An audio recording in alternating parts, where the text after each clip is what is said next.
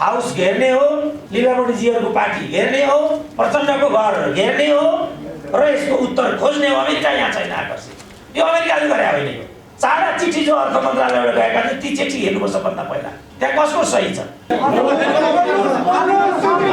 तपाईहरुको यो कमरेडको मात्रै कार्यक्रम म किन बोल्दै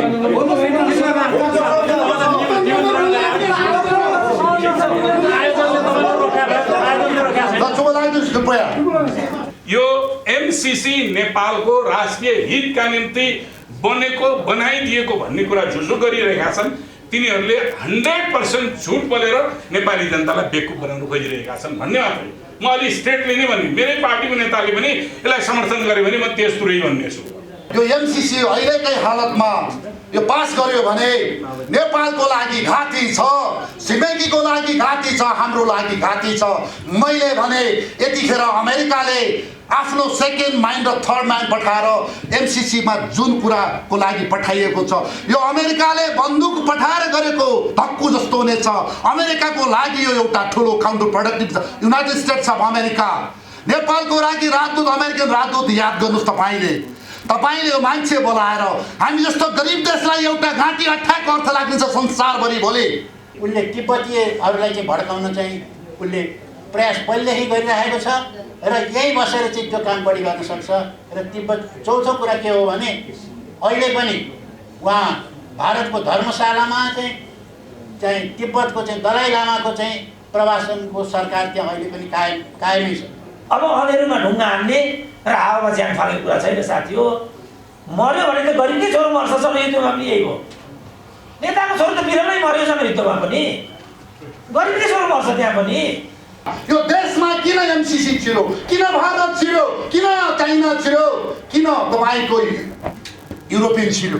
तपाईहरूले गर्दाखेरि तपाईहरूको लासलामले क्षेत्री भाँड्यो, तपाईको दमाई भन्यो, कामी भन्यो, तपाईको यहाँ चाहिँ जाति पाति धर्मले समाज छ्या गर्नुभयो। आज तपाईको सडकमा 20 जना मान्छे ल्याउनु छ, कसले भाँड्यो एकता? तपाईँ लासलामहरू। विप्लवजी तपाईँ कमरेड भन्नुहुन्छ, प्रचण्ड त नो मोर कमरेड एनिमोर। तपाईका पुर्खाले लगाएको दौरा सुरुवाल निकाल्नु त यहाँ तपाईँ लौ निस्कनुहोस् त। तपाईको बाजेले लगाएको फोटोलाई गाली गर्ने, तपाईको आमाले माथि चिजलाई गाली गर्ने कहाँ हुनुहुन्छ? तपाईको यो के बाजी भैयानी समाजवादीको के आहुति चाहिँ बोलाउनु पर्थ्यो। कान्तिपुरमा 3 जना छन् यो देशलाई बर्बाद पार्ने। एउटा आहुति नामको मान्छे, एउटा राजेन्द्र महतो नामको मान्छे, अर्को त्यो एउटा गोर्खाली भनी त्यो सिपी के अरे त्यो लाल सिके लाल। यिनीहरूका एउटा कलामका तोपले आजको दिन आएको हो। तपाईहरूले यत्रा मान्छे मार्नुभयो, तपाईले बोलाएको हो एमसीसी। तपाईँ जस्तो त्यो केपी ओली भन्ने यही कामरेडको नामबाट आएको होइन र? किन भएको कुरा आउनुहोस् तपाईँ। होइन आउनु पर्यो यहाँ। उहाँहरू जस्तो समाज भन्न पाइँदैन यहाँ। गोर्खाली र हिमाली पहाडी जस्तो कुरा होइन हामी नेपाली हौ। आजको दिन त्यो भएर आएको। अब म प्रसन्नमा गएँ, अब म गएँ। हेर्नुहोस् तपाईँहरू यो एमसीसी होइन नबसे, तपाईँहरू नबस्नु, म गइदिन्छु छोडेर।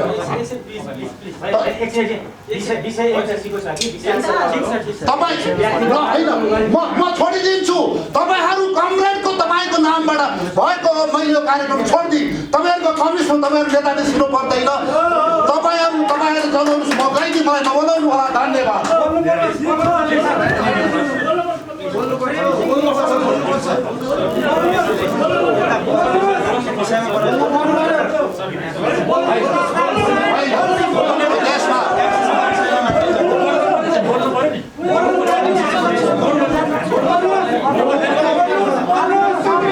तपाईहरुको यो कमरेडको मात्रै कार्यक्रम म किन बोल्दै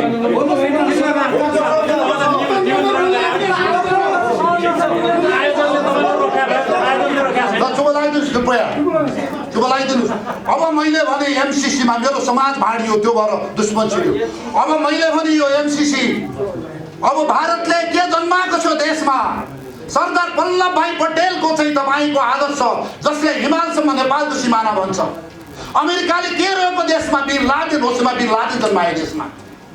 चाइनाले के भनेको छ 5 फिङ्गर माउसेतुङको पालामा भुटान नेपाल यो चाहिँ तिब्बत त्यसपछि बर्मा सिक्किमलाई 5 फिङ्गर भनेको छ यसलाई किन भन्ने तपाईको माउसेतुङले तर उनीहरूले हामीलाई यहाँ चाहिँ अतिक्रमण गर्न आएका छैनन् भन्दा अहिले नेपालमा जुन ओसामा बिन लादेनको समूहले नेपालमा जन्मेका ओसामा बिन लादेनहरू एमसीसीलाई दुधले धोको छ भनेर हेर्नुहोस् यो टेलिभिजन आज मैले यस्ता डाक्टरहरू यस्ता प्रधानमन्त्रीहरू जसलाई तपाईँको महाकालीको तुइन काटिँदाखेरि मतलब छैन देशमा सेनाको ब्यारेकमाथि हेलिकप्टर उडाउँदा देशको मतलब छैन नाकाबन्दी लाउँदा यो चाहिँ तपाईँको मतलब छैन अहिले यिनीहरूलाई चाहिँ एमसीसी हेर्नुहोस् मैले भने अमेरिकालाई विरोध नगरौँ एमसीसीलाई विरोध झुट बोल्ने तपाईँको शेरबहादुर देउबा केपी शर्मा ओली प्रदीप गेवाली यो चाहिँ के कतिवटा डाक्टर के कतिवटा अर्थमन्त्री त्यसपछि गएर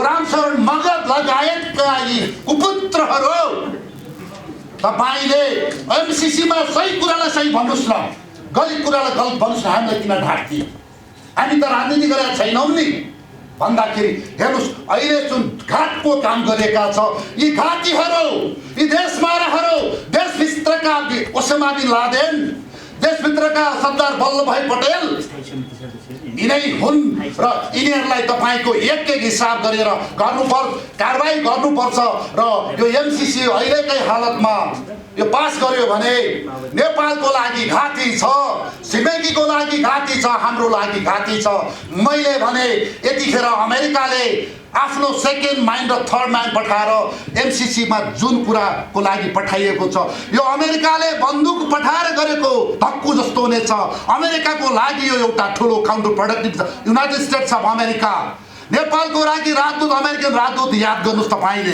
तपाईँले यो मान्छे बोलाएर हामी जस्तो गरिब देशलाई एउटा घाँटी अट्ठाएको अर्थ लाग्ने छ संसारभरि भोलि अहिले हाम्रा शेरबहादुर देउबा जस्तो नेपालको नाम भन्न नजानी एमसीसी अमेरिका मात्रै भन्न जानीले पुरै बोलाएर जुन बर्बादी गरिएको छ यस्ता तपाईँका कुपात्रहरूले गर्दाखेरि आज देशले यो दुःख पाएको हो अर्को कुरा शेरबहादुर देउबाजीलाई मैले किन राष्ट्रघाती भने यो भन्दा अगाडि उहाँले प्रधानमन्त्री हुँदाखेरि अर्थमन्त्री पढाएर तपाईँको सही गराएको कागजमा आज फेरि प्रधानमन्त्रीले 25 वटा बुदा यो हो कि होइन त्यो हो कि होइन वो के हेर्नुहोस् त यहाँनिर उसले बुझ्दै नबुझिकन सही गरेर अहिले हो कि होइन भन्दा यो आत्मा तपाईँको सुसाइड हो शेरबहादुर देउबाजीको हेर्नुहोस् तपाईँहरूले विचार गर्नुहोस् उसले पहिला सोधेको भए अहिले सोधेर पठाउनु पर्ने थियो हेर्नुहोस् तपाईँका देशका नेताहरू कसले भित्राएको छ यहाँ दुश्मन देशभित्र जन्मेका नेपालका नागरिकताधारी नेपाली दुश्मनहरूले गर्दा आज हामी यो विद्रोहको लागि विरोधको लागि हामी यहाँ एकत्रित भएका छौँ म भन्छु यो यहाँको चाहिँ सबैको एउटा सोलिडारिटीको लागि मेरो समर्थन छ हामी एक हौँ हामी पहाड मधेस हिमाल हामी दलित तपाईँको जनजाति के जाति तपाईँ हामी पहिला नेपाली हौँ विप्लवजी लिडर्स तपाईँले नेपालीलाई नेतृत्व गर्नुहोस् अब जात र भात छानेर तपाईँले गर्नुभयो भने यु विल बी नो होर मैले तपाईँ एउटा आश गरेको नेता हो तपाईँ अन्तर्गाउँ बस्दाखेरि मैले मागेको नेता हो कमान आउनुहोस् हामीलाई पनि अगाडि लिएर बस्नुहोस् यो देशको संस्कार संस्कृति र एउटा शक्ति के छ यो देशमा विचार गर्नुहोस् we are with you for the sake of nation for the unity of nation for the तपाईँको युनिफिकेसन अफ नेसन अगेन हाम्रो धर्म संस्कार संस्कृतिको लागि जय नेपाल तपाईँहरूलाई मेरो नमस्कार छ आज सुस्ताको समस्या छ कालापानीको समस्या छ अनेक समस्याहरू छन् तर हुम्लामा सीमा सम्बन्धी विवाद सुल्झाउनको लागि भनेर सिफारिस गर्नको लागि भनेर आयोग गठन भयो यो आयोग गठनको प्रक्रियामा लिलामणिहरूको पार्टी के भन्छ के सुस्ताको समस्या चर्को हो कि हुम्लाको समस्या चर्को हो अब हामी एमसीसीको कुरा गरेर बसिरहेका छौँ के स्थिति छ सुस्ताको चुसे नक्साको कुरा के भयो चुसे नक्सालाई हटाएर संविधानको अनुसूची 3 मा नेपालको निशाना छाप बनाइएको रहेछ कसै नेपाली जनतालाई पनि त्यो कुरा थाहा थिएन उहाँले त्यो विषय पनि उठाउनु भयो चुचे नक्सा नेपालतिर त पार्नुभयो, तर त्यसपछि त्यो आवाज फेरि बन्द भयो। त्यसलाई लिएर हामीहरूले केही पनि भनिरहेका छैनौँ। यसरी क्रमशः चीन समस्या हो, चीनतिर नै सीमा विवाद छ अथवा दक्षिणतिर मात्रै सीमा समस्या छ भन्ने कुरा झुटो हो, उत्तरतिर पनि उत्तिकै समस्या छ भन्ने एउटा प्रपञ्च खडा गरेर पनि एमसीसी आवश्यक छ भन्ने कुरा देखाउन एमसीसीकै समयमा हुम्लाको प्रकरण बाहिर ल्याए जस्तो मलाई लाग्छ। यसमा त कोही पनि केही बोलेन त। त्यसकारण विषयान्तर गरेर काल्पनिक विषयहरूमा नेपाली जनतालाई उभ्याएर नेपाली बीचमा चाहिँ लडन्त भिडन्त गराउने लामो समयदेखि यो भएर आयो। कोशी गर्ने हामीले विरोध गर्नुपर्ने, गण्डकी गर्ने हामीले विरोध गर्नुपर्ने, महाकाली गर्ने हामीले आवाज उठाउनु पर्ने, टनकपुर गर्ने हामीले आवाज उठाउनु पर्ने, अरुण 3 गर्ने हामीले आवाज उठाउनु पर्ने। अरुण 3 को एउटै कुरा के थियो भने त्यहाँ विश्व ब्याङ्कको लगानी आउनेवाला थियो, त्यसकारण तीव्र विरोध भएको थियो। अब अहिले इन्डियन कम्पनी आयो, कोही पनि बोल्दैन त। भनेपछि यो त इन्डियन कम्पनी ल्याउने योजना छ भन्ने कुरा त प्रश्न भइहाल्यो नि। अब हामीले खोजी गर्नु पर्यो अरुण 3 विरोध गर्नेहरू को हो। अहिले चुप लाग्ने स्थिति किन हो? यहाँ त उठाउनु पर्ने आवाज। अप्पर कर्णालीलाई लिएर 2टा डेलिगेसन त प्रचण्ड प्रधानमन्त्री हुँदा म आफै गएको थिएँ। हामीले भन्यौँ अप्पर कर्णालीको समय सिद्धिसकेको छ, त्यो बेला लाइसेन्स नवीकरणको प्रक्रिया चलिरहेको रहेछ। प्रचण्डले भन्नुभयो जे आवाज तपाईँहरू लिएर आउनुभएको छ भावनात्मक रूपमा म तपाईँसँग छु र तपाईँले भनेको कुरातर्फ नै म सोच्दैछु।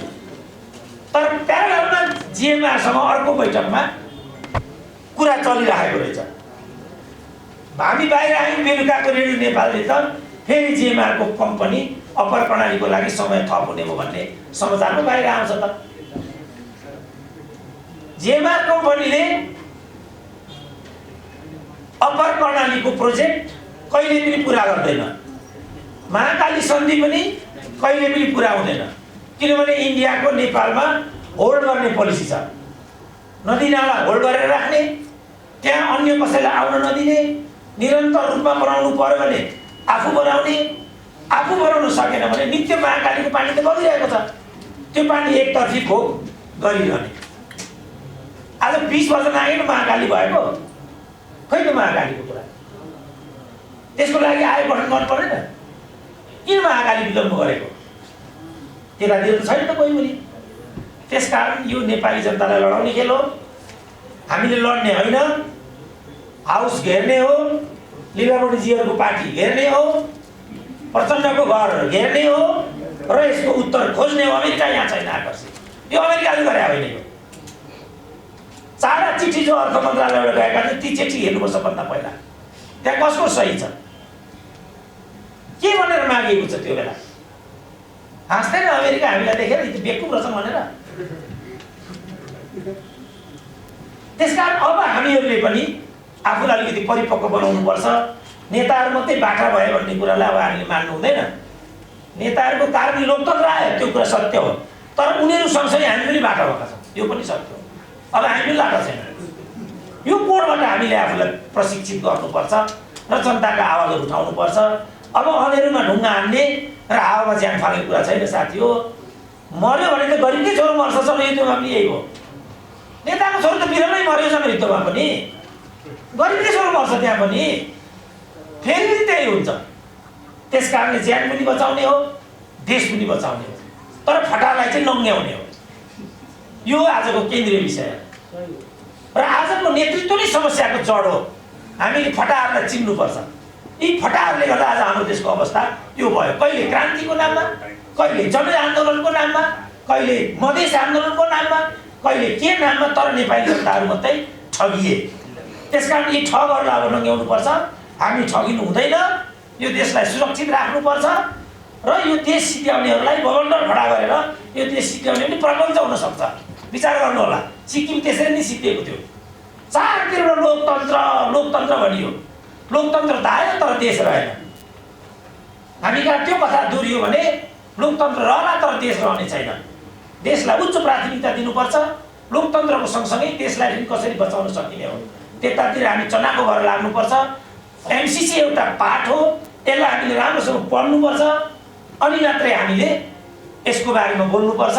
होइन भने दुरुपयोगको सम्भावना प्रबल छ। नेपाली जनतालाई दुरुपयोग नहुन, सचेत हुन, जागरुक हुन र यसको बारेमा स्पष्ट तथ्य बुझेर मात्रै अगाडि बढ्नको लागि आह्वान गर्दछु। र जे आजको कार्यक्रम हाम्रो नेकपाले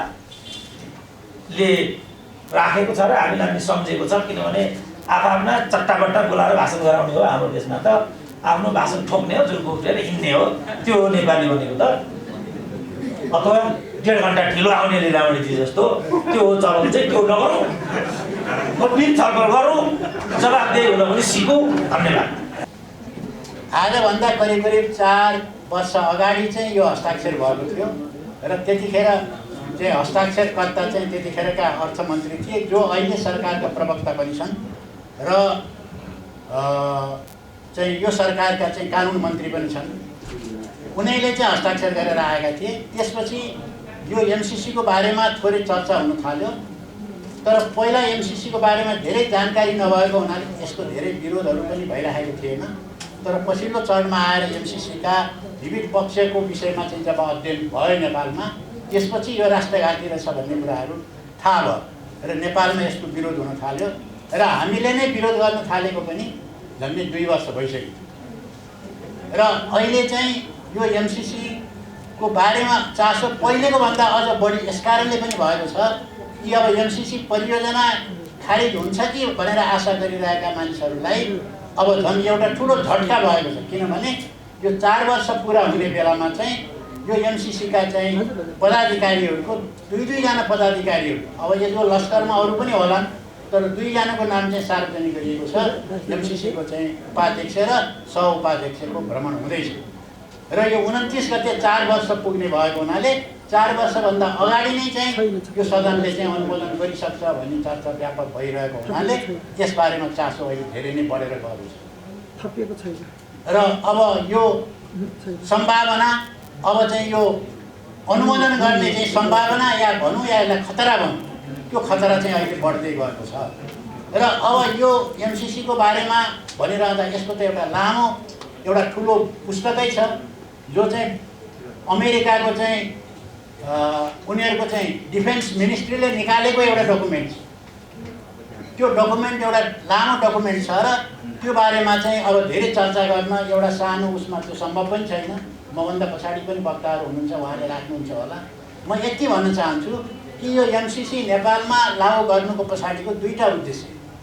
एमसीसी परियोजना चाहिँ यहाँ 50 करोड अमेरिकी डलर चाहिँ अमेरिकाले किन खर्च गर्दैछ,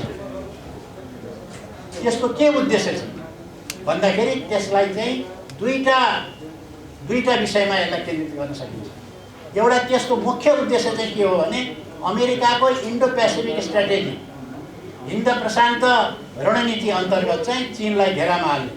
किनभने अहिले विश्वको मुख्य प्रतिस्पर्धी चाहिँ अमेरिकाको प्रतिस्पर्धी चीन छ र चीनलाई उसले चीनसँग चाहिँ टक्कर दिनको निम्ति नेपाल जस्तो महत्त्वपूर्ण ठाउँ अरू संसारमा अरू कुनै छैन। किनभने नेपालको उत्तरतिरको सिमाना चीनसँग जोडिन्छ र चीनसँग भन्दा पनि अझ एउटा संवेदनशील भनेर अझै पनि मानिएको र अहिले पनि फ्री तिब्बत मुभमेन्ट कुनै न कुनै रूपले चलिरहेको र त्यसलाई अमेरिकाले समर्थन गर्दै आएको चाहिँ तिब्बत चाहिँ हाम्रो उत्तरतिरको सिमानामा जोडिन्छ र नेपालमा बसेर तिब्बतका जनतालाई पनि भड्काउने, तिब्बतमा चाहिँ अशान्ति खडा गर्ने या त्यहाँबाट विखण्डनकारीहरूलाई चाहिँ उनीहरूले त्यहाँ गएर चाहिँ अमेरिकाले सहयोग गरिदिने र अमेरिकालाई त्यहाँ इन्गेज गराउने र आवश्यकता पर्यो भने अमेरिकासँग चाहिँ एउटा सामरिक किसिमले पनि भिड्नको निम्ति उसले नेपाल जस्तो महत्त्वपूर्ण ठाउँलाई उसले रोजेको छ। किनभने नेपाल भनेको यस्तो ठाउँ हो जहाँ अमेरिकाको 50 वर्षभन्दा बढी सम्बन्ध छ र यहाँ अमेरिकामा अध्ययन गरेर आएका, अमेरिकामा जागिर खाएका धेरै मान्छेहरू अहिले छन् जो एमसीसीको पक्षमा अहिले वकालत गर्दैछन्। उनीहरू चाहिँ बोल्दैछन्, आज बिहानसम्म पनि यहाँ ठुल्ठुला भन्ने मान्छेहरूले बोल्दै थिए एमसीसी चाहिँ पारित गर्नुपर्छ भनेर। त्यस्ता मान्छे धेरै भएको ठाउँ एउटा नेपाल हो। दोस्रो कुरो, यो चाहिँ चीनसँग चाहिँ 1400 किलोमिटरभन्दा बढी चाहिँ जोडिन्छ सिमाना र त्यो सिमानाबाट चाहिँ उसले चाहिँ सामरिक महत्त्वका कामहरू अमेरिकालाई गर्नुको निम्ति सजिलो छ। तेस्रो, उसले तिब्बतीयहरूलाई चाहिँ भड्काउन चाहिँ उसले प्रयास पहिलेदेखि गरिरहेको छ र यही बसेर चाहिँ त्यो काम बढी गर्न सक्छ। र तिब्बत चौथो कुरा के हो भने अहिले पनि उहाँ भारतको धर्मशालामा चाहिँ तिब्बतको चाहिँ दलाई लामाको चाहिँ प्रवासनको सरकार त्यहाँ अहिले पनि कायमै छ, जसलाई चाहिँ अमेरिकाले मान्यता दिएको छ। र ती सबै कारणहरूले गर्दाखेरि चाहिँ अमेरिका चाहिँ चीनको के अरे अमेरिकाको लागि चाहिँ नेपाल महत्त्वपूर्ण ठाउँ छ र उसले यहाँ बसेर त्यो भूमिका खेल्न सक्छ। दोस्रो कुरा के हो भने यहाँको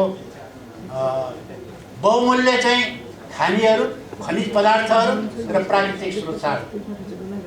अहिले पछिल्लो चरणमा आएर नेपालमा चाहिँ कुनै पनि खानीहरू छैन, केही पनि छैन भनेर भनिन्थ्यो।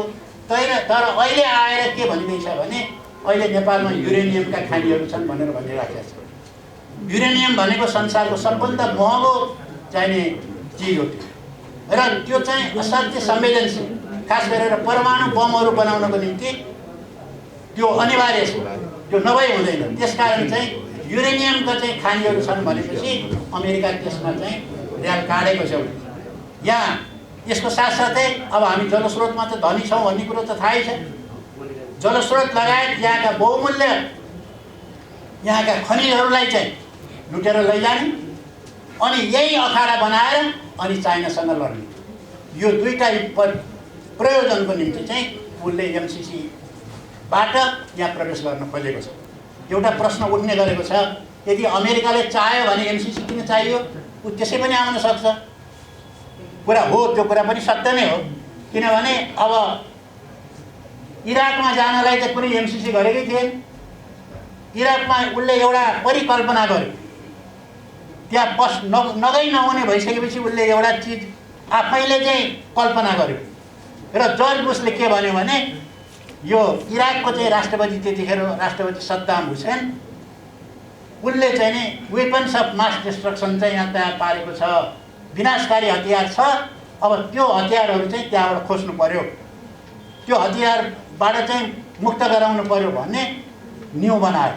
तर संयुक्त राष्ट्रसङ्घकै त्यसका विशेषज्ञहरूले, एजेन्सीहरूले के भनेको थिए भने त्यस्तो खालको वेपन्स अफ मास डिस्ट्रक्सन छैन, इराकले त्यो पैदा गरेको छैन, उसँग त्यो हतियारहरू छैन भन्दा पनि उसले जबरजस्ती त्यहाँ चाहिँ सेना लग्यो र सद्दाम हुसेनको फाँसी दियो, लाखौँ मान्छेको हत्या भयो, त्यहाँ भएका बहुमूल्य चिजहरू चाहिँ नि लुटेर लगे र इराकलाई ध्वस्त पारिसकेपछि अन्तिममा गएर जर्ज बुशले के भन्यो भने सरी केही पनि रहेछ भनेर सरी भनिदिएपछि कुहियो हुँदैन, न उसलाई कुनै कोर्टमा जानु पर्यो, न अन्तर्राष्ट्रिय अदालतले कुनै मुद्दा चलाउने व्यवस्था पनि छैन। त्यसकारण चाहिँ त्यसरी त्यो पनि गर्न सक्थ्यो, तर नेपालमा अहिले त्यो गर्न सम्भव छैन। देशभरिका सबै समस्याहरू एकैचोटि ल्याउनु हो यही फोरममा, हल हुन्छ कि भनेर सोध्नु होइन, यो स्पेसली एमसिसीसँग सम्बन्धित फोरम। त्योभन्दा बाहेकका कुराहरू गर्नुहुन्छ नि मसँग छ, आन्दोलनका इतिहासहरू छन्। त्यस कारणले म अर्को प्रोग्रामबाट आइरहेको छु। 1.5 घन्टा ढिलो आउनु भन्ने आरोप लगाउनु हो, म काममा थिएँ, काम नभएको आरोप हुन्छ। म फेरि पनि काममा छु, म 4 बजे अर्को प्रोग्राममा पनि जानुपर्छ। त्यस कारणले गर्दाखेरि यहाँसँग मैले अनुमति लिएको छु, मलाई जसले फोन गर्नुभएको छ, मेरो प्रोग्राम छ, म त्यति बेला उहाँले गर्नुभएको छ, मेरो प्रोग्राम छ, म आउन भ्याउँदिनँ, म 1 बजे आउन सक्दिनँ, म 1:45 बजेसम्म कोसिस गरौँ होला, यही भने आउँदिन हो। त्यस कारणले गर्दाखेरि यो चाहिँ मिडियामा भनिदिन अलि सजिलै हुन्छ क्या, ठ्याक्क नेताहरू भने आरोप लगाइदियो यी सजिलो हुन्छ, त्यो चाहिँ म क्षमा प्रार्थी छु। म अब यो विषयमा मात्रै केन्द्रित छु। एमसिसी सम्झौताका सन्दर्भमा यो प्लेटफर्ममा मैले 4 पटक बोलिसकेँ, यो अहिले 5औं पटक हो। त्यस कारणले एमसिसीका बारेमा म पुराना कुराहरू दोहोऱ्याउँदैन, म यसभित्रका फेरि नयाँ आयामहरूका बारेमा, एमसिसी सम्बन्धी नयाँ आयामहरूका बारेमा दोहोऱ्याउन चाहन्छु। नयाँ आयामहरू के हुन् यहाँ अहिले भन्ने गरिएको छ, खुब प्रचार गरिएको छ, त्यो यो हामीले रोजेको, हामीले नै मागेको सम्झौता, हामीले नै मागेको प्रोजेक्ट हो त्यस कारणले यो अमेरिकाले उसले ला भनेर दिएको होइन, यो हामीले मागे हो भन्नुहुन्छ। म तपाईँहरूलाई अब प्रुफ दिन्छु।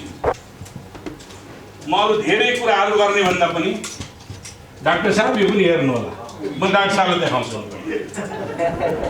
यो नेपाल ब्रोड डायग्नोस्टिक रिपोर्ट 2014 मा प्रकाशित है, म प्रुफ सहित राख्दैछु।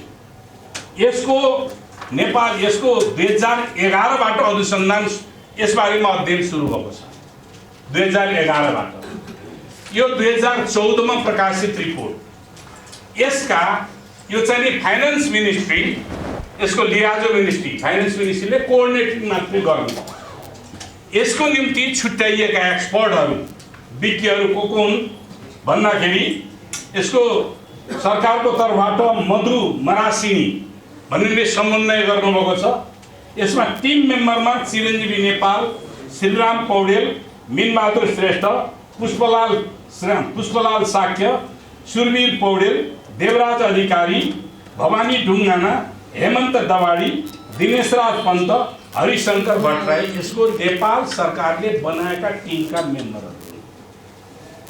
त्यो नेपाल सरकारले अध्ययन गर्नको लागि त भन्दाखेरि नेपालको डेभलपमेन्टको हर्डल के हो, समस्या के हो, नेपालको विकासको अवरोधहरू के हुन् भन्ने कुरा अध्ययन गर्नको निम्ति भनेर यो टिम बन्यो। अब यो टिम यो कसले सञ्चालन गरे त अब हेर्नु, अब यही हो सबभन्दा महत्त्वपूर्ण। युनाइटेड स्टेट्स गभर्नमेन्ट, संयुक्त राज्य अमेरिकाको सरकारको लिड एजेन्सी नेतृत्वदायी निकायका रूपमा को आउँछ मिलेनियम च्यालेन्ज कर्पोरेसन, MCC। यसको 9 जना यसका चाहिँ के अरे 8 जना यसका टिम मेम्बर छन्। टिम मेम्बरको नेतृत्व ब्राडले कनिङहम अर्थशास्त्री, टोली नेता, MCC।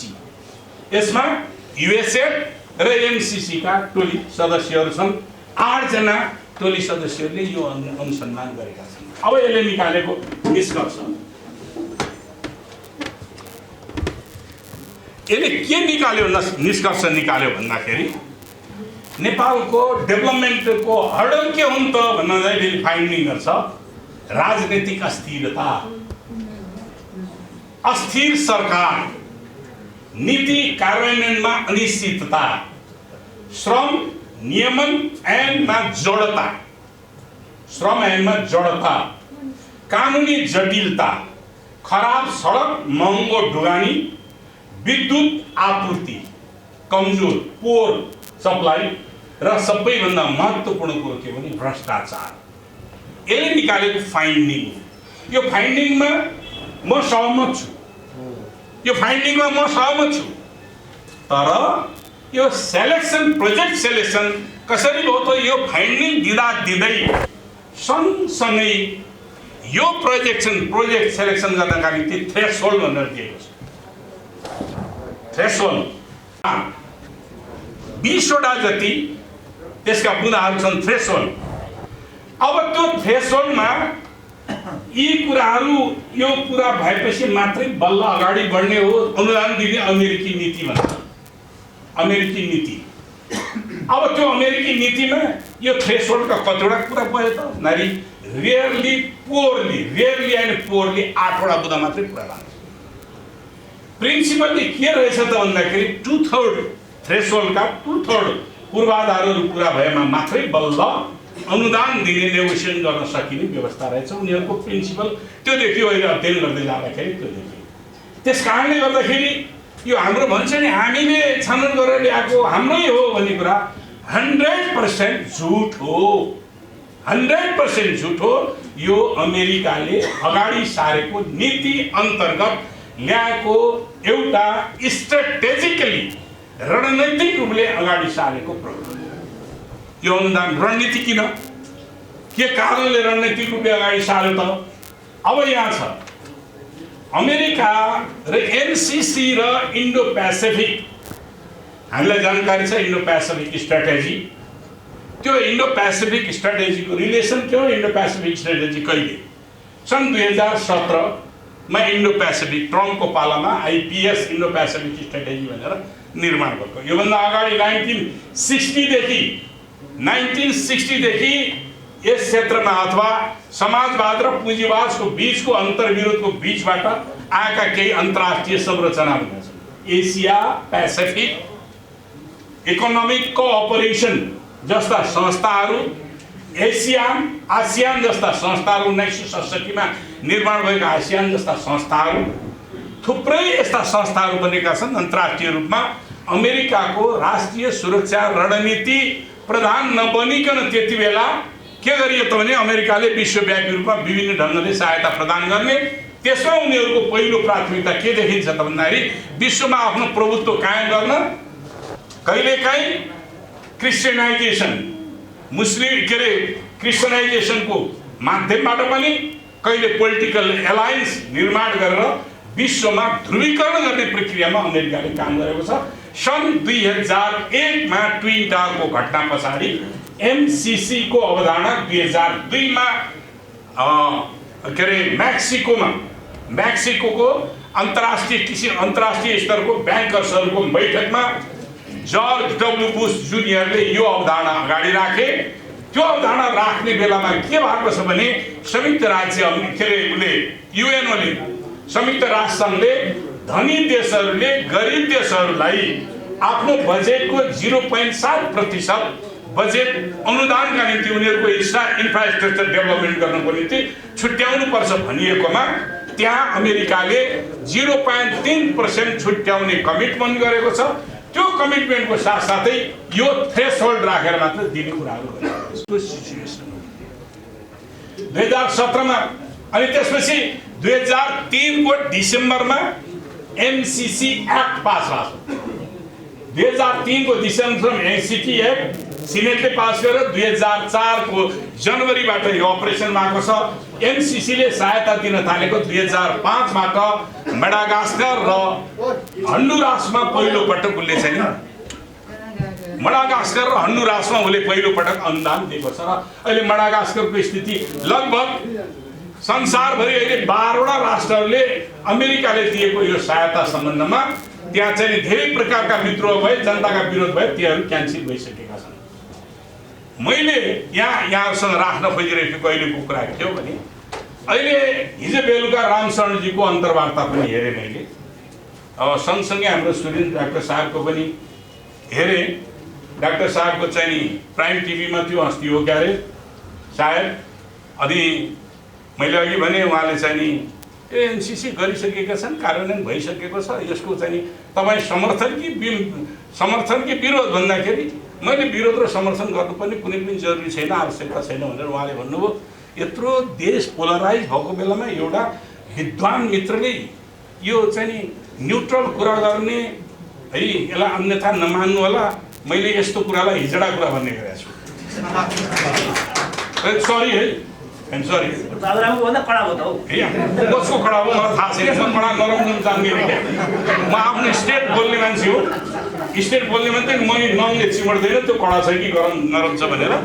त्यस कारणले गर्दाखेरि यो होइन। यति बेला मध्यमार्गी सोच भनेको दक्षिणपन्थी सोच हो। मध्यपन्थी उठाएको राष्ट्रिय हितको निम्ति उठाएको महत्त्वपूर्ण सोच छ भने त्यसलाई पनि ग्यालुट गर्ने सोच के हुन्छ भने त्यो राष्ट्रको हितको विपरीत हुन जान्छ। त्यस कारण मैले यसरी बुझ्ने गरेको छु। मेरै पार्टीले पनि बेठिक कुरा आयो भने बेठिक हुने विरोध गर्छु। स्ट्रगल गर्छस् कि गर्दैनस् भन्नुभयो लीलामणिले नोट अफ डिसिसन लेख्ने। यहाँलाई थाहा छैन 2077 साल भाद्र 26 गते हाम्रो पार्टीले तत्कालीन नेपाल कम्युनिस्ट पार्टी नेकपाले 16 बुँदे संशोधन सहित पारित गर्ने प्रस्ताव राख्दाखेरि मैले हो नोट अफ डिसिसन लेख्ने। त्यो मेरो निम्ति मन्जुर छैन, किनभने यसको ओरिजिन, यसको उत्पत्ति नै बेठिक भएको कारणले संशोधनको कुनै गुन्जासै छैन। हामीले मात्रै संशोधन गरेर हुँदैन। अमेरिकाले गर्दैन भनिसक्यो, अफिसियली उसले गर्दैन भनिसकेको छ। जब उसले गर्दैन भनिसकेको छ, मूल सम्झौता यो सम्झौतामा संशोधन गर्दैन भनिसक्यो। यो सम्झौतामा संशोधन गर्दैन भनिसकेपछि अरू सम्झौताको कमा पुलिस संशोधन गरेर कुनै अर्थ रहँदैन। त्यस कारणले अर्को हाम्रो पार्लियामेन्टले मात्रै संशोधन गरेर अर्थ रहँदैन। हाम्रो पार्लियामेन्टमा सङ्कल्प प्रस्ताव पारित गरेर पनि त्यसको अर्थ छैन। त्यस कारणले यसलाई आउटराइट रिजेक्ट गर्नुपर्छ भनेर नोट अफ डिसिसन लेख्ने र मैले पार्टीमा राखेँ। यो मेरो सार्वजनिक जीवनमा चाहिँ नि जनताको बिचमा जाने हो मेरो नोट अफ डिसिसन, मैले सार्वजनिक पनि गरेको। त्यस कारणले गर्दाखेरि यो एमसीसी नेपालको राष्ट्रिय हितका निम्ति बनेको बनाइदिएको भन्ने कुरा झुझु गरिरहेका छन्। तिनीहरूले 100% झुट बोलेर नेपाली जनतालाई बेवकुफ बनाउन खोजिरहेका छन् भन्ने मात्रै। म अलि स्ट्रेटली नै भन्ने, मेरै पार्टीको नेताले पनि यसलाई समर्थन गरे भने म देशद्रोही भन्ने छु, यसलाई पास गर्ने कुराहरू गरे भने म देशद्रोही नै भन्ने छु, किनभने यो देशको हितको विरुद्धमा छ। यति मात्रै छैन, यसका धेरै कुराहरू छन्, यसका पार्टहरू, यसका पक्षहरू धेरै पक्षहरूमा छन्। त्यसैले अब यो कस्तो कुरो छ भन्दाखेरि यो संसदबाट किन अनुमोदन गर्नु पर्यो यहाँ प्रश्न उठ्या छ। संसदबाट अनुमोदनहरू सम्झौता भएन नि किन गर्नु पर्यो मित्रहरू? 2003 मा अमेरिकाले मिलेनियम च्यालेन्ज एक्ट बनायो, MCC millennium challenge corporation act बनायो, कानुन बनायो, 2004 मा अपरेट गर्यो। त्यही मिलेनियम च्यालेन्ज एक्ट अन्तर्गत हामीसँग सम्झौता भयो। यो सम्झौता भइसकेपछि यो पार्लियामेन्टले इन्डोर्स गरिदियो भने के हुन्छ? यो ऐन बन्छ। यो ऐन बन्यो भने के हुन्छ? मिलेनियम च्यालेन्ज एक्टलाई हामीले फलो गर्नुपर्ने हुन्छ, अमेरिकाको कानुनलाई हामीले पनि मान्नुपर्ने हुन्छ। अब यो अमेरिकाको कानुनलाई हामीले पनि मान्नु पर्नका निम्ति किन भन्दाखेरि पार्लियामेन्टले कानुन पास गरिसकेपछि त अर्कोचोटि त्यो कानुन नफेरेसम्म त त्यो जीवित हुन्छ। त्यही जीवित कानुनको भित्रबाट अमेरिकन इन्ट्रेस्टहरू यहाँ सबै प्रवेश गरिरहेका छन्, यही कानुनको भित्रबाट। त्यस कारणले यो कानुन बनिसके पछाडि पार्लियामेन्टले कानुन फेर्न अलिक जटिलै हुन्छ। कानुन फेर्नका निम्ति अलिक जटिलै पर्छ। किन जटिल पर्दछ? हाम्रो पोलिटिकल सिस्टममा के अरे हाम्रो चाहिँ मुलुकमा के देखिन्छ भने संसारमा त्यो देखिया छैन क्या। दुईटा चिजमा संसारमा कहीँ पनि विभाजन भएको देखिन्छ, एउटा डेभलपमेन्ट विकास, अर्को राष्ट्रियतामा। संसारमा कहीँ पनि कुनै पनि मुलुकमा विवाद देखिन्छ। इन्डियामा हेर्न जानुहोस्, जोसुकै सरकार आओ, काङ्ग्रेस आयो, बिजेपी आओ अथवा सिपिएमै सरकार आओस्, हामी कहाँ सबभन्दा बढ्ता अहिले अमेरिकाको सरकार फेरियो, बाइडेनको सरकार आछ, के फरेन पोलिसीमा चेन्ज भएको छ? नथि, केही पनि चेन्ज हुँदैन। अन्तर्राष्ट्रिय एउटै मापदण्ड हुन्छ, राष्ट्रलाई सबभन्दा माथि राख्ने उनीहरूको हरेक संसारका हुनुहुन्छ। तर हाम्रै मुलुक हो जहाँ डेभलपमेन्टमा पनि विवाद हुन्छ, विकासमा पनि विवाद हुन्छ, राष्ट्रियतामा पनि विवाद भइरहेको हुन्छ। राष्ट्रिय सार्वभौमिकताका प्रश्नहरूमा कसरी यसलाई राष्ट्रघाती देखिरहेका छौँ, कसरी यसलाई हाम्रो देश विकास गर्ने स्वर्गको अनुपम दस्तावेजको रूपमा बुझ्दै गरेका छौँ। के सत्य त्यस्तै हुन्छ? सत्य यी तथ्य एउटा हुन्छ, सत्य धेरै हुन्छ नि। के सत्य? मेरो सत्यता हो, मैले देखेको सत्यता हो। तथ्य त एउटै हुन्छ, फ्याक्ट त एउटै हुन्छ, जतिसुकै भए पनि फ्याक्ट केही पनि हुँदैन। सत्य एउटा दृष्टिकोण हो, तथ्य के हो भने युनिभर्सल चिज हो। त्यस कारणले गर्दाखेरि यो स्थिति हो। अब मैले यो कुराहरू तपाईँहरूसँग यी धेरै विषयमा चाहिँ आज राख्न चाहिन भन्दाखेरि यो विषयमा धेरै कुराहरू आइसकेका कारणले गर्दाखेरि चाहियो। अब योसँग जोडिएका अरू फेरि ओहरू आउने गर्दछन्। अहिले हामीलाई के जाँच्ने गरिएको छ भने एमसीसी र के अरे आइपिएस र बिआरआई एउटै हुन् भन्ने गर्छ। बेल्ट एन्ड रोड इनिसिएटिभ चीनले अगाडि सारेको र एमसीसी अमेरिकाले सारेको। चीनले 2013 मा सार्यो, अमेरिकाले 2017 मा सार्यो। म तपाईँहरूलाई उनीहरूकै डकुमेन्ट हेरेर निकालेको निष्कर्ष म बताइदिन्छु। बिआरआईको अवधारणा, बिआरआईको अब्जेक्टिभ के रहेछ भन्दा ग्लोबल पिस एन्ड फ्रेन्डसिप, एउटा कनेक्टिभिटी, संसार सम्बन्ध, दुईटा सेयर्ड फ्युचर फर म्यानकाइन्ड, मानव जातिको लागि भविष्य, साझा भविष्यको निर्माण, common development, share prosperity and cooperation, economic cooperation, cultural exchange. यसको बिआरआईका अब्जेक्टिभ मैले जति डकुमेन्ट भेटेँ त्यहाँ सेक्युरिटी सम्बन्धी एउटा शब्द पनि कहीँ परेको छैन, सुरक्षा सम्बन्धी एउटा शब्द सेन्टेन्स के शब्द पनि परेको छैन। अब यो आइपिएसको के छ? कम्ब्याटिङ टेररिस्ट थ्रेट भन्छ। अब कम्ब्याटिङ टेररिस्ट थ्रेट भन्ने बित्तिकै म यहाँहरूलाई एउटा कुरा बताइदिइहालौँ।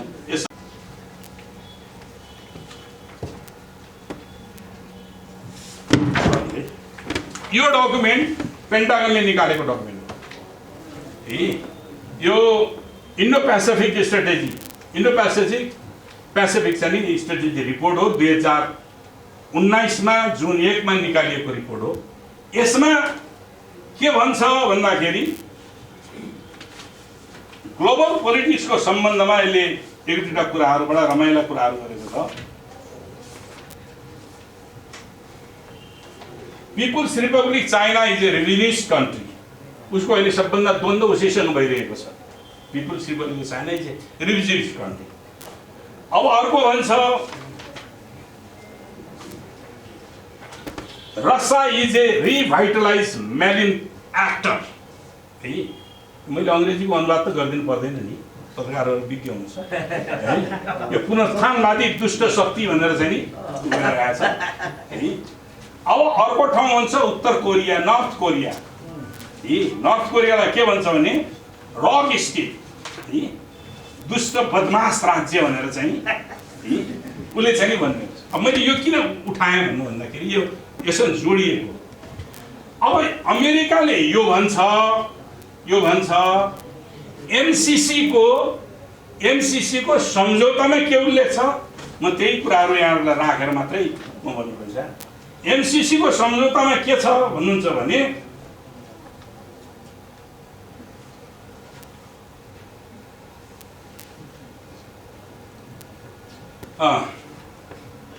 एमसीसी को सम्झौताको 5(1) मा एउटा छ, एमसीसी वित्त व्यवस्था उपयोग र प्रस्तुत सम्झौता निरन्तर कार्यान्वयन वा कार्यक्रमले वर्तमान वा भविष्यमा लागू हुने प्रचलित कानुन वा संयुक्त राज्य अमेरिकाको सरकारको नीति उल्लङ्घन गरेमा एमसीसी खारेज गर्ने। वर्तमान वा भविष्यमा बन्ने कानुन है, अहिले बनेको कानुनको पनि विरोध हुनु भएन, भविष्यमा बन्ने कानुन। अर्को 6(4) ले के भन्छ, यहाँ 6 चाहिँ उसमा लागू हुने कानुन प्रस्तुत सम्झौता एक अन्तर्राष्ट्रिय सम्झौता हो र सोही अनुरूप यो सम्झौताका हकमा अन्तर्राष्ट्रिय कानुनका सिद्धान्तहरू लागू हुनेछन्। यो वास्तवमा अमेरिकाले हामीलाई दान दिने भनिसकेपछि दान, दातव्य, पुरस्कार, अनुदान आदिमा शर्तहरू हुँदैनन्। दान लिने भने शर्त हुन्छ हुँदैन, दातव्य शर्त हुन्छ, पुरस्कारमा शर्त हुन्छ हुँदैन, अनुदानमा शर्त हुन्छ हुँदैन। तर यो शर्तकै भारी हो। अब यो शर्तको भारी किन भयो भन्दाखेरि हो यही हो, सबभन्दा अन्तर्राष्ट्रिय कानुन अन्तर्गत बनाएर हामीलाई बाँध्नका निम्ति एमसीसी को कानुन हामीलाई फलो गर्न बाध्य पार्नका निम्ति भनेर यो अन्तर्राष्ट्रिय कानुन अन्तर्गत राखियो। अब यो अन्तर्राष्ट्रिय कानुन अन्तर्गत राख्दाखेरि के हुन्छ, यसको दफा 7(1) मा के लेखिएको छ त, सबैलाई तपाईहरुलाई जानकारी छ, मैले त्यही पनि फेरि दोहोर्याएँ। नेपालको कानुन छ अथवा एमसीसी सम्झौतासँग नेपालका कानुनहरू बाजिएको हदसम्म एमसीसी सम्झौता लागू हुने नेपालका कानुनहरू निलम्बनमा पर्ने। अब तपाईले नेपालका कानुन कतिवटा छन् हामीले विचार गरौँ। नेपालका कानुन कतिवटा छन्, 4वटा छन् जम्मा। एउटा मूल कानुन संविधान हो जसलाई जनताको सार्वभौम सत्ता सम्पन्न संसदले के संविधान सभाले पारित गरेर बनाएको छ। दोस्रो कानुन हो संसदबाट पारित हुने ऐनहरू। दोस्रो, तेस्रो नेपालको सरकारले मन्त्री परिषदले गर्ने नियमहरू, निर्माण गर्ने नियमहरू कानुनै हुन् तिनीहरू पनि। चौथो, सर्वोच्च अदालतले गर्ने फैसला। अब यो सम्झौताको हस्ताक्षरकारी व्यक्ति जोनाथन जी नास एउटा सामान्य कर्मचारी हुन्, उपसचिव स्तरको कर्मचारी र हाम्रो मन्त्रीले सिग्नेचर गरेकोले गभर्नमेन्टले हाम्रो संविधान निलम्बन पर्छ भने हामीलाई मन्जुर छ, हाम्रो कानुन निलम्बनमा पर्छ, हाम्रो सार्वभौमिकता निलम्बनमा परेको ठहर छ। त्यसकारणले हामीले यसलाई चाहिँ हाम्रो देशको सार्वभौमिकतालाई चुनौतीको रूपमा आयो भनेर हामीले लेखेका छौँ। अर्को अन्तर्राष्ट्रिय कानुनको अर्थमा मात्रै नभएर यहाँ के भन्छ, अर्को चाहिँ 64 को यसको चाहिँ 6(4) मा म तपाईहरुसँग तथ्यमा आज चाहिँ गर्ने भनेर गरेको 6(3) मा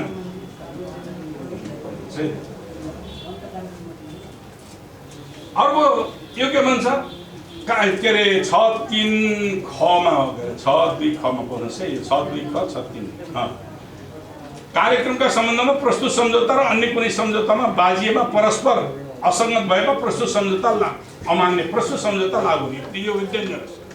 यो भने के, हाम्रो देशले अरु कुनै मुलुकसँग कुनै सम्झौता गर्यो, चीनसँग गर्यो, उसँग चाहिँ के अरे कोरियासँग गर्यो बा चाहिँ रुससँग गर्यो बा भारतसँग गर्यो भने यदि त्यो गरेको सम्झौता अहिले हामीले गरेको सम्झौतासँग बाजियो भने त्यो सम्झौता खारेज हुन्छ।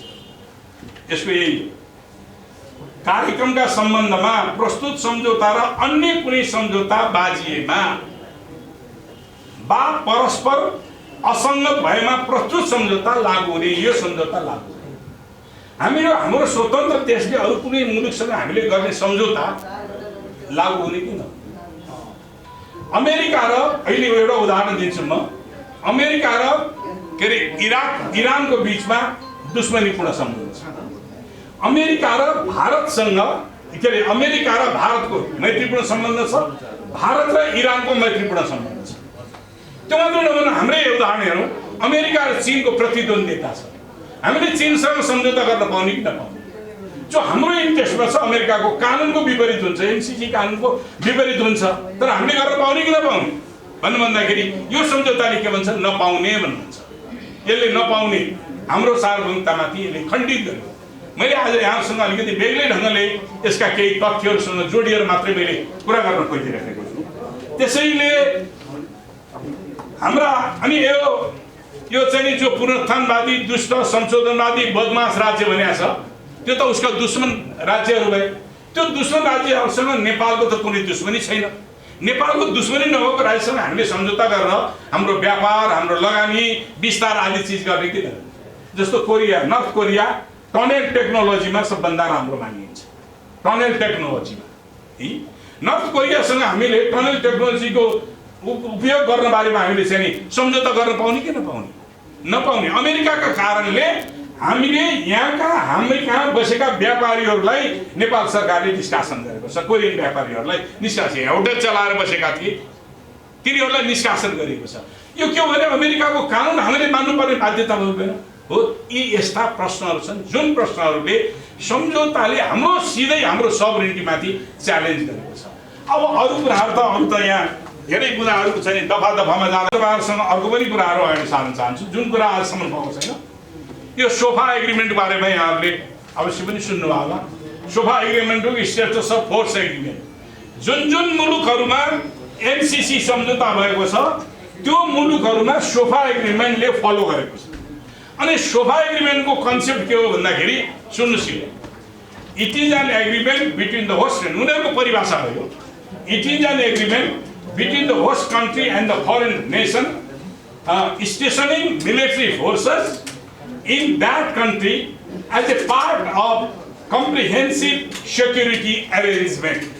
त्यो सोफाको प्रिन्सिपल अर्थात् जुन मुलुकसँग सम्झौता हुन्छ त्यहाँ गएर मिलिट्री बढ्छ, त्यसले सम्पूर्ण व्यवस्थापनको जिम्मेवारी लिन्छ।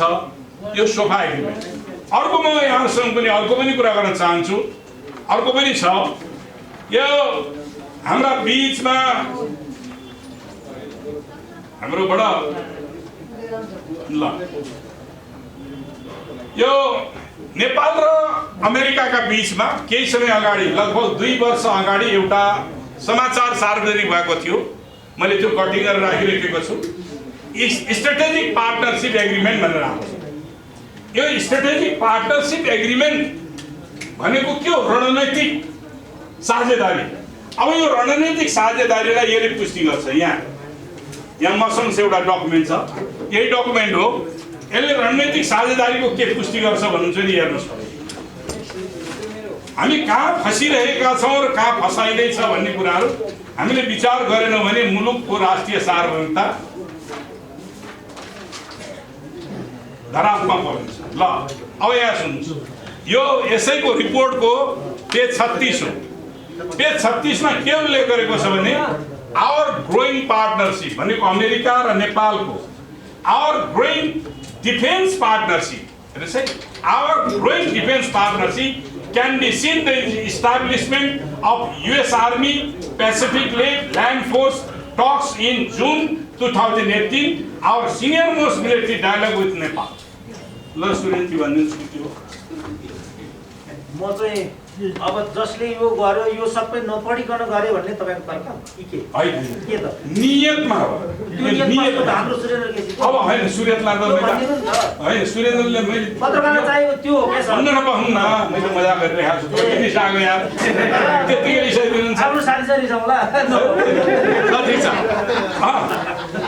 अब सुन्नुहोस् है मैले सुरेन्द्र केसी डाक्टरले म त अहिले अङ्ग्रेजीमा पुवर छु के त्यस कारणले चाहिँ नि अङ्ग्रेजी अनुवाद हुन्छ है भनेर एउटा स्ट्रेटेजिक पार्टनरसिप यो हामीले खोज्यौँ यो स्ट्रेटेजिक पार्टनरसिप गरेको एग्रिमेन्ट पेपर ल्याऊ भन्दाखेरि परराष्ट्रले रक्षा पञ्चायत रक्षाले परराष्ट्र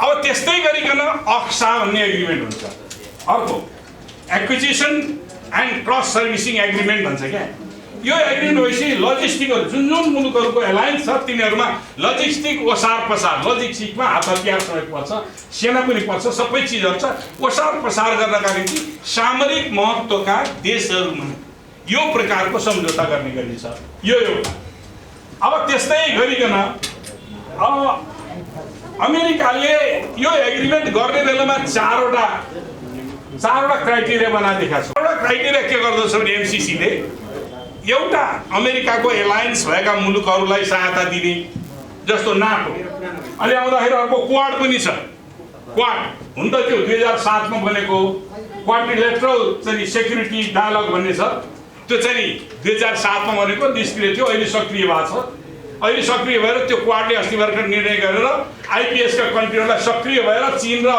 रुसको विरुद्धमा लाग भनेर चाहिँ अभियान चालिरहेका छ भारत यिनीहरू अहिले चारवटा कन्ट्री हुन् भारत चाहिँ जापान त्यसपछि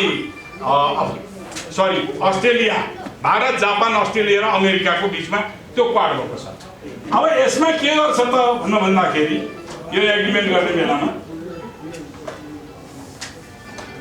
त्यो क्वाडले के गरिरहेको छ भन्दाखेरि आइपिएसलाई स्ट्रेन्थेन गर्ने र आइपिएस को मुख्य आधार चाहिँ के अरे मुख्य आधार सैनिक आधार बनाएको छ अहिले मैले चारवटा क्राइटेरिया बना भनेको थिएँ एउटा उसको एलिजहरू दोस्रो के हो भन्दाखेरि स्ट्रेटेजिकल्ली अमेरिकाका निम्ति महत्त्वपूर्ण बनेका देशहरू जस्तो Egypt Israel Korea Japan Sri Lanka Indonesia Philippines यी मुलुकहरू उसको सामरिक महत्त्वका मुलुकहरू छन् यिनीहरूसँग उसले चाहिँ यो अनुदान दिने गरेको छ तेस्रो अर्को महत्त्वपूर्ण तेस्रो के हो भने जो गरिब देशहरू छन् संसारका गरिब देशहरू अनि ती गरिब देशहरूलाई सहायता दिने गर्छ आफ्नो एलिट बनाउनको निम्ति चौथो हो द्वन्द्वबाट बाहिर निस्केका मुलुकहरू चाहे त्यो आन्तरिक हो चाहे बाह्य द्वन्द्व हो त्यसबाट बाहिर निस्केका अब त्यसमध्येको नेपाल के पर्यो कुन ठाउँमा पर्यो भने चारवटै पर्छ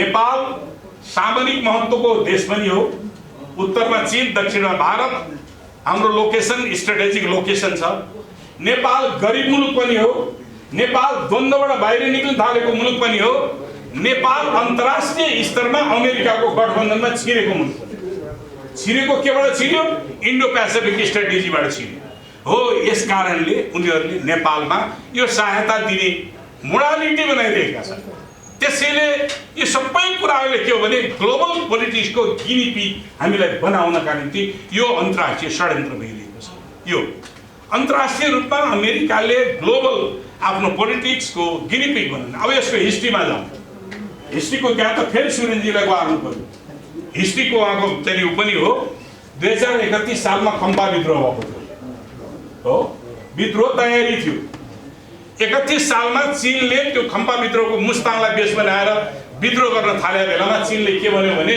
तिनीहरूलाई डिसआर्म गर भन्नु भन्यो नेपाल सरकारलाई राजाको पाला थियो नेपाल सरकारले आनेकानी गर्न थालेपछि उनीहरूले के भने हामी नै प्रवेश गर्छौँ उनीहरूलाई डिसआर्म गर्छौँ हामी फर्किन्छौँ भनेपछि त्योलाई उलेपछि ल भइहाल्यो त भनेर नेपाल आर्मीले नै के गर्यो त भन्दाखेरि त्यसलाई चाहिँ डिसआर्म गर्यो सायद सच्चिस शमशेर जबराको लिडरसिपमा गएको छ त्यो र तिनीहरू कतिपय मारिए कतिपय भागे तिनीहरूको नेता वाङदी लामा दार्चुलामा गएर मारिएको थियो अब यो हिस्ट्री के छ त भन्दाखेरि अर्फन्स अफ कोल्ड वार भन्ने एउटा किताब के नाउस भन्नेले निकालेका छन् कि यहाँ त्यति बेला कार्यरत सिआइएको प्रतिनिधि रहेछन् 1962 देखि 65 67 सम्म कहिलेसम्म उनी त्यहाँ अझ पछाडिसम्म छन्।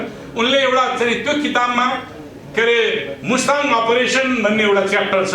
मुस्ताङ अपरेसन भन्ने च्याप्टरमा कसरी सिआइएले काम गरेका थियो र त्यो विद्रोहको निम्ति पैसा कसरी जुटाएको थियो, हतियार कसरी, मिलिट्रीलाई एकोमोडेसन कसरी गरिएको थियो, के भएको थियो भन्ने कुराहरू, नेपाल सरकारले के गरेको थियो भन्ने कुराहरू लेखिएको छ।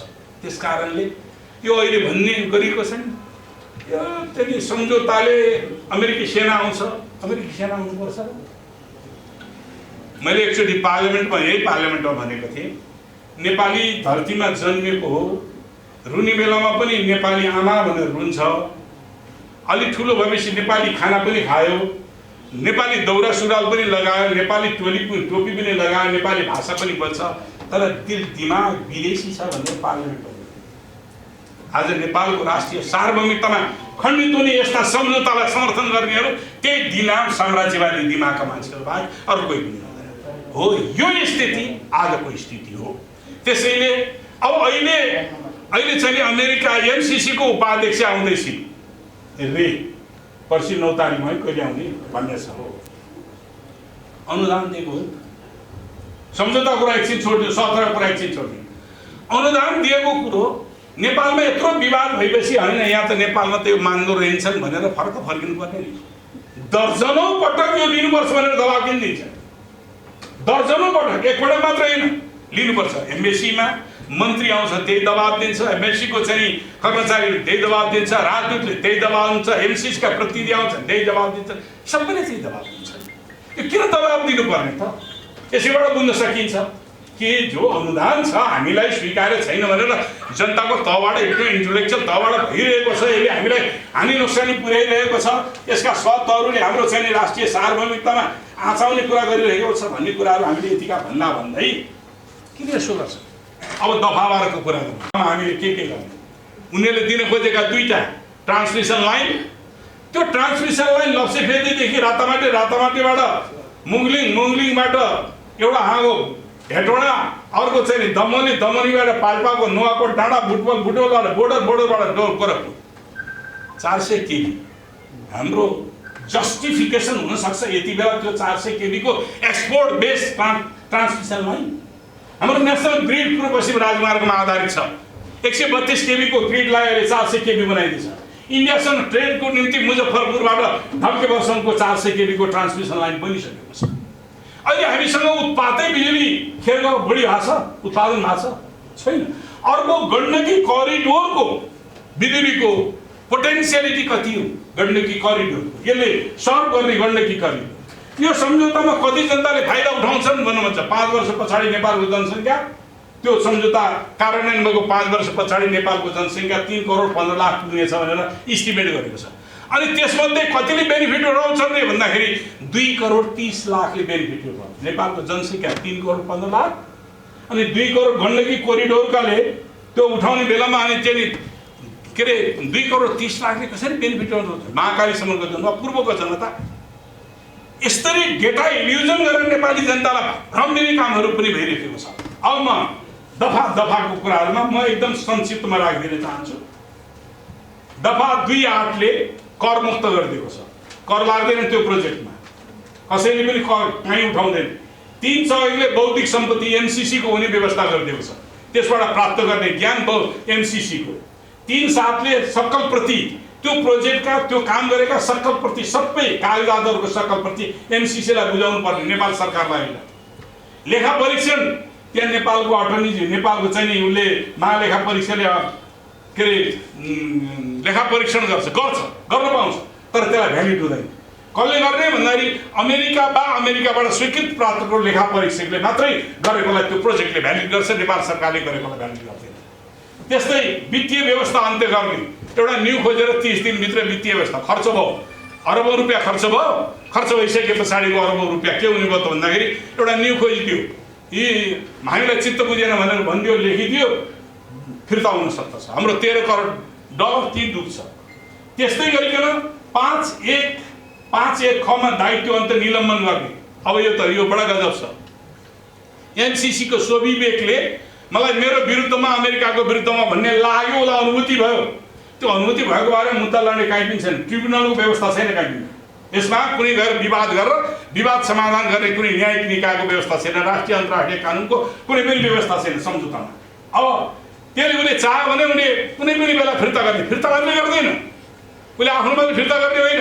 त्यहाँ जति खर्च भएको छ त्यो रकम त्यसको ब्याज डलरमा फिर्ता गर्नुपर्ने व्यवस्था। सम्झौता भएपछि बाइलेटरल, ट्राइलेटरल, मल्टिलेटरल अब्लिगेसन हुन्छ, द्विपक्षीय, त्रिपक्षीय, बहुपक्षीय दायित्व बेहोर्नुपर्ने हुन्छ। त्यो युनिलेटरल दायित्व छ, नेपालले मात्रै दायित्व बेहोर गर्नुपर्ने, अमेरिकाले केही पनि दायित्व बेहोर गर्दैन। त्रिपुरा 5-3 क सम्झौताको विपरीत काम कारबाही भएमा ब्याजसहित मैले भनिहालेँ। अनि 5-5 मा के छ तपाईँले सुन्नु भएको छ नि, यो 5 वर्षको लागि हो होइन त? 5 वर्ष भन्ने गरेको छ नि त। यो 5 वर्ष पछाडि एमसिसी जान्छ भनेर भनिन्छ नि, यो सर्वथा गलत हो, 100% गलत हो। किनभने दफा के हुन्छ, दफा 2-7, दफा 2-8, दफा 3-2, 3-7, 3-8, 5-2, 5-4, 6-4 यी सबै दफाहरूले एमसिसी कायम रहन्छ। कहिलेसम्म कायम रहन्छ? त्यो प्रोजेक्ट रहेसम्म, प्रोजेक्ट जीवित रहेसम्म एमसिसी कायम रहन्छ। दफा 6(2) ले सम्झौताको संशोधन पार्लियामेन्टबाट इन्डोर्स गर्ने व्यवस्था, अघि मैले भने यो कानुन बनाउनका निम्ति, त्यसलाई कानुन बनाउनका निम्ति पार्लियामेन्टबाट अनुमोदन गर्ने, तर त्यसमा संशोधन गर्नु पर्यो भने संशोधन गरेपछि पार्लियामेन्टमा ल्याउनु पर्दैन। विश्व गभर्नेन्स जसरी भइरहेको छ, विश्वको राजनीति जसरी चलिरहेको छ, त्यसले अहिले दोस्रो विश्वयुद्धपछि अमेरिकी भ्यालुजमा, अमेरिका नीतिमा, अमेरिकनहरूको डिरेक्सनमा अहिले विश्व सञ्चालित छ। त्यही कारण यो विश्व जुन आफ्टर सेकेन्ड वर्ल्ड वार अमेरिकनहरूको गाइडेन्समा चलिरहेको विश्वमा त्यो विश्व प्रशासन चाहिँ ठुलो असर पर्ने भयो र नयाँ वर्ल्ड अर्डर, नयाँ प्रशासन नीति आउने भयो। यसबाट उनीहरूले आँटेर चिनलाई को डेभलपमेन्टलाई, उसको विकासलाई कसरी रोक्ने भन्ने कुरालाई उनीहरूले भन्न, त्यसको निम्ति उनीहरूले एमसिसीलाई प्रयोग गर्ने कुरा गरे। र एमसिसी चाहिँ नेपालको छिमेकी भएकोले 1400-1500 किलोमिटर लामो बोर्डर जोडिएको हुनाले त यहाँबाट भनौँ न चिनको दक्षिणी सिमाना, त्यो चिनको दक्षिणी सिमानालाई एक किसिमले अङ्ग्रेजीमा सफ्ट बेली भन्छ नि, नेपालीमा बोल्यो भने कमजोर सिमाना भन्ने भयो। त्यो चिनको निम्ति कमजोर सिमाना हो टेरेनले गर्दा। तर नेपाल जस्तो चिनको मित्र भएको हुनाले उनीहरू केही आश्वस्त थिए। नेपाल वान चाइना पोलिसीलाई मान्छ, नेपालले ताइवान पनि र तिब्बत पनि चिनकै हो भनेर मान्छ, र आफ्नो भूमि चिनको विरुद्धमा प्रयोग गर्दिन भन्ने नेपाल सरकारको पहिलेदेखिको कमिटमेन्ट हो। त्यस कारण उनीहरू ढुक्क भएका थिए। त यसो भएकोले चिनले भने आफ्नो सुरक्षामा दक्षिणपट्टि कमै खर्च गरेर पनि हुन्थ्यो। तर के भने उनीहरूले यो यस्तो सफ्ट बेलीबाट, उनीहरूको कमजोर सिमानाबाट पर्ने नेपालसँगको एउटा विशेषता के हो भने नेपालबाट तिब्बतमा जाने, चिनको तिब्बतमा जाने धेरै 12 महिना चल्ने घाटीहरू छन्, जसलाई पास भनिन्छ, भन्ज्याङ भनिन्छ जसलाई। यस्ता भन्ज्याङहरू धेरै छन् नेपालमा। जबकि नेपालको पूर्वपट्टि भारतबाट पनि चिनमा जानेछ, नेपालको पश्चिमपट्टि पनि भारतबाट चिन तिब्बतमा जानेछ, तर त्यहाँ 12 महिना चल्ने एउटा पनि भन्ज्याङ छैन। यो कुरा बुझ्नुहोस्। त्यसले गर्दा नेपाल चाहिँ बाट तिब्बत प्रवेश गर्न सजिलो छ र भारतसँग भएका भन्ज्याङहरू चाहिँ, पासहरू चाहिँ तिब्बतको बाजुमा भन्छ नि, किनारामा पुग्छ त्यहाँबाट गएर। तर नेपालबाट छिर्ने हो भने सिधै तिब्बतको मुटुमा पुगिन्छ। उहिले पनि हामी कुतीमा व्यापार गर्थ्यौँ, लासामा गर्थ्यौँ, सिधै त्यहाँ पुगिन्छ। त नेपालको तिब्बतको हार्टल्यान्डमा हामी पुग्ने हुनाले नेपाल चाहिँ अत्यन्त महत्त्वपूर्ण भयो। त उनीहरूसँग तिब्बत चाहिँ अत्यन्त प्राकृतिक स्रोतले अत्यन्त धनी, सबभन्दा धेरै चाहिँ यो खाने पानीले अत्यन्त धेरै धनी, यसको अन्डरग्राउन्ड वाटर यति धेरै छ कि होइन चिनको तिब्बतन प्लेटोमा यो भोलि युरेनियम जतिकै महँगो हुने स्थिति। त्यस्तो भएको हुनाले उनीहरूले यो चिनलाई तिब्बतबाट तोड्नको निम्ति नेपालको भूमि प्रयोग गर्नुपर्ने अत्यावश्यक छ। हुन त अघि पनि प्रचार भइसक्यो, उनीहरूले चिनलाई दुःख दिनको लागि छिनछिन उइगुरबाट उनीहरूले यहाँ सेपरेटिस्ट आन्दोलन चलाएका छन्। उनीहरूले हङकङलाई उनीहरूले यो हङकङमा स्वतन्त्रता डेमोक्रेसीको आन्दोलन, ताइवानको स्वतन्त्रताको आन्दोलन, दक्षिण चिन सागरलाई कब्जा गर्ने आन्दोलन उनीहरूले चलाइरहे पनि नेपाललाई प्रयोग गरेर तिब्बतलाई डिस्टर्ब गर्नु, त्यसलाई छिन्न भिन्न पार्नु, त्यसलाई अलग्याउनु चाहिँ उनीहरूको निम्ति त्यो तास खेल्दाको एक्का जस्तो हुने हो। त्यसकारण उनीहरूले नेपाललाई चोइस गरे र नेपालको भनौँ न रिक्विजिटहरू यसको पूर्व शर्तहरू कम भए पनि नेपाललाई उनीहरूले छाने र नेपाललाई छानेपछि उनीहरूले त्यो छानेपछि अब 10 पछाडि नेपाल बिस्तारै छनौटमा पर्दै गयो र यो एमसिसीकै एक्सपर्टहरू को नेतृत्वमा नेपालमा कस्ता प्रोजेक्ट गर्ने भनेर एउटा कमिटी बन्यो जसमा नेपालीहरू पनि छन् तर त्यो चाहिँ एमसिसीकै एक्सपर्टको अर्थशास्त्रीको नेतृत्वमा एउटा कमिटी बन्यो अब त्यो कमिटीले नेपालमा 2टा प्रोजेक्ट गर्ने छनौट गर्यो र अहिले त यो यसै त के भने सरकार पनि के कार्य छ भने सरकारले लेखेको त्यो 11 प्रश्नमा पनि अब यो छनौटमा नेपालका 2टा प्रोजेक्ट हाइटेन्सन लाइन 300 किलोमिटर भन्दा प्लस 300 प्लस किलोमिटर र स्ट्राटेजिक रोड 300 प्लस किलोमिटर त्यसलाई मर्मत गर्ने र यो 400 केभीए को हाइटेन्सन लाइन बनाउने 300 किलोमिटरको यो उनीहरूको प्राथमिकता हो र अहिलेको 11 बुँदेमा पनि उनीहरूले के सोधेका छन् भने यो 2टा प्रोजेक्ट छान्नमा एमसिसी को इन्ट्रेस्ट छ कि छैन इन्ट्रेस्ट छ नै र उनीहरूकै रोजाइमा परेको हो हाम्रो मान्छे त त्यहाँ सही हाल्न मात्रै गएका देखिन्छ हैन उनीहरूले त्यो 2टा प्रोजेक्ट रोजे र मैले यहाँनिर भन्दा के भन्नु भने अब एमसिसी बनेपछि अमेरिकामा एउटा एमसिसी सम्बन्धी कानुन बनेको छ त्यो कानुनले के भन्छ भने एमसिसीले ती मुलुकहरूमा लगानी गर्ने जहाँ उसको रणनीतिक महत्त्वका ठाउँहरू छन् भोलि द्वन्द्वमा उसका सामान ओसार प्रसार गर्नेदेखि लिएर भोलि अर्थतन्त्रमा पनि प्रभाव पार्ने ठाउँहरू छन् यस्तोमा गर्ने भन्छ र ती मुलुकमा लगानी गर्ने जहाँ पुँजीवादी साम्राज्यवादी उदारवादी अर्थतन्त्र आर्थिक नीति जुन मुलुकले अपनाउँछन् र जुन मुलुकले अमेरिकन भ्यालुजहरू पोलिटिक्समा अमेरिकन भ्यालुजहरू उनीहरूले फ्री ओल्ड डेमोक्रेसी आदि इत्यादि चाहिँ के भने यो उनीहरूको भनौँ न एउटा प्रगतिशील शक्ति विरोधी विभिन्न मुलुकका जनताले आफ्नो नयाँ सिस्टम ल्याउँदा अमेरिकाकै भ्यालुमा बन्ने त प्रश्नै उठेन होइन त्यही कारण अमेरिकन भ्यालुजलाई मान्ने र साम्राज्यवादी उदारवादी नव उदारवादी राजनीतिलाई मान्नेलाई मात्रै मतलब छान्ने भन्छन् र यो कुरालाई यस्तो प्रोजेक्ट यो एमसिसीको प्रोजेक्ट आइसकेपछि उनीहरूले नेपालको अर्थतन्त्रमा नेपालको राजनीतिक मूल्य मान्यतामा पनि त्यस प्रकारकै असर गर्ने उनीहरूको नीति रहेको छ उनीहरूले यी 2टा छाने अब मैले धेरै भने 2टा छानेपछि अब यो छानेर 2017 को सेप्टेम्बर 14 तारिकमा अहिलेका कानुन मन्त्री त्यसबेलाको प्रचण्ड र देउवाको जुन संयुक्त सरकार थियो देउवा प्रधानमन्त्री भएको सरकारको अर्थमन्त्री हुन् ज्ञानेन्द्र बहादुर कार्की वासिङटनमा गएर त्यहाँको एउटा कर्मचारीसँग उनले सही गरे र त्यो सही गरिन्जेलसम्म म तपाईँलाई के भन्नु त्यो सही गरेको कागजमा 17 सेप्टेम्बर 14 2017 त्यसमा यो एमसिसी को सम्झौतालाई नेपालको संसदले पारित गर्ने कुरा लेखेको छैन र त्यो सही गरिन्जेलसम्ममा त्यो एमसिसी चाहिँ अब त्यसबेला इन्डो पेसिफिक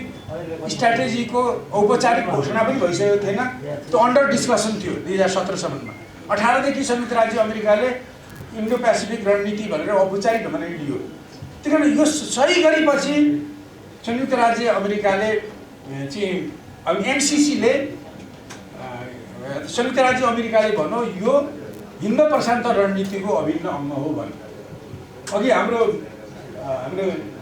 एकजना सुनार वक्ताले भन्नुभयो कर्मचारी होइनन् उनीहरूकोमा चाहिँ सेक्रेटरी अफ स्टेट भनेको हाम्रो सचिव जस्ता होइन तिनीहरू मन्त्री हुन् तिनीहरू चाहिँ मन्त्री हुन् जसले भने कर्मचारीले भनेको होइन मन्त्रीले भनेका हुन् कसैले नेपालमा आएर कसैले भियतनाममा पुग्दाखेरि यिनीहरूले चर्चा गरेका हुन् यो हिन्द पेसिफिक रणनीति भनेको यो एमसिसी भनेको हिन्द पेसिफिक प्रशान्त रणनीतिको अभिन्न अङ्ग हो भन्यो त्यो चाहिँ पूर्वाधार निर्माण गर्ने अङ्ग हो र उनीहरूले एउटा सैनिक अङ्ग भनेर अहिलेको क्वाड भन्ने लिएका छन् अमेरिका भारत अस्ट्रेलिया र जापान यी 4 जनाको चौकुटा छ त्यो चाहिँ सामरिक अङ्ग हो यो चाहिँ पूर्वाधार निर्माण गर्ने अङ्ग हो